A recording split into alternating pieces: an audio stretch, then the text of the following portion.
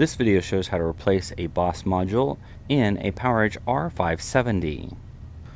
Before working inside your system, read through and follow the safety guidelines to protect your system from potential damage and ensure your personal safety.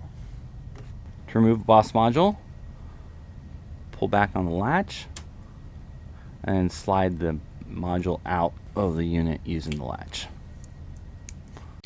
To remove the M.2 NVMe SSD, loosen the two captive screws on the cover. Then, tilt the cover and remove it. Lift the SSD at an angle and remove it from the connector on the carrier.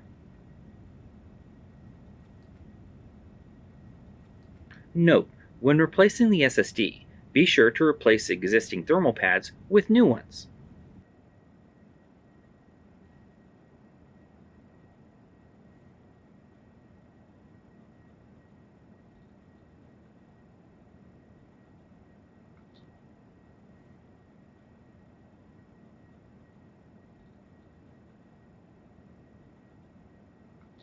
To install the M.2 NVMe SSD, align it at an angle with the connector and slide it in. Place the cover on the carrier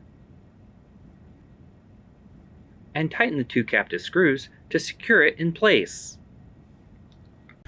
To install a BOS module, align it with the system, slide it all the way in until fully seated, and then close the latch.